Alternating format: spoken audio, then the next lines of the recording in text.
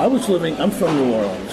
I was living in Chicago, and I went up there in like, I think 66, and I was working in it was a part of town that was called the near north side of Chicago, and a lot of music clubs, and it was just a great part of town at that time. We had this last club I worked at was a place called Barnaby's, and they came up with this great promotion where on Sundays they would fry chicken and give wine to all the customers for free. It started off, but it got to be so popular that then they started charging. Then about 8 o'clock that night, 2 different bands would rotate each week. One would play this week, one would play the next week, and vice versa. The first group was a group called Baby Huey and the Babysitters. He's an African-American fellow. He's the only act that I really wanted to come to the warehouse, but he died before I could get him here. He was 6 foot tall. He was 400 pounds. He had the biggest afro you can imagine. He danced better than James Brown, and he had this huge band, like 7 horns in it. It was like an Otis Redding type band, and the guy was phenomenal. Baby Huey and the Babysitters. You could Google him. You can go see. He does a Sam Cooke song.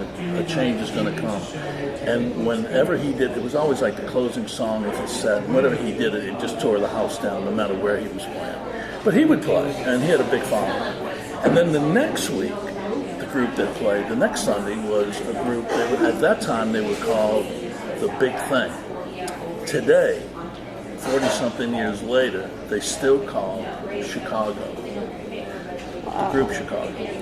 So in 1969,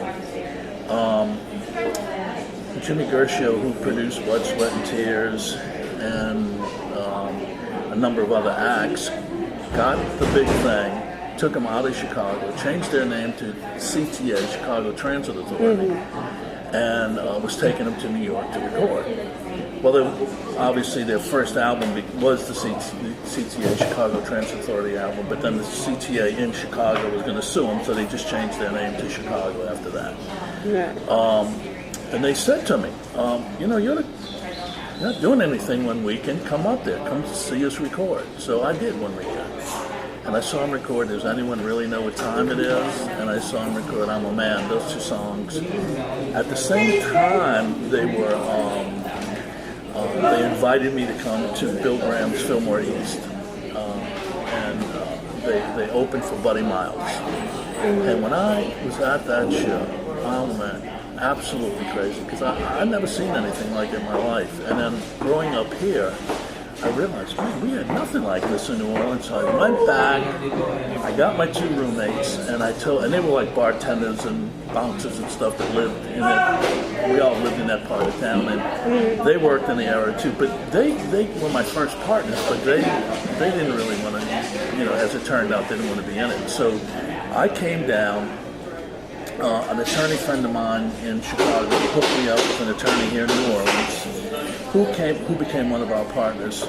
And then there was a gentleman by the name of Brian Glenn, who worked the scene that near north side of Chicago, and I invited him to come down and work with us. And I had no idea. I mean, he was really good at what he did as far as operations and running bars.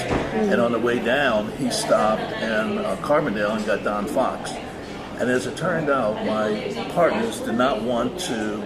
2 partners decided they did not want to be involved. They had no idea about the music business. Neither did I at that time, actually. But so Brian, Glenn, and Don Fox brought out my 2 roommates, and then the 3 of us, along with the attorney John Simmons, we were the 4 partners in Beaver Productions, which started the warehouse.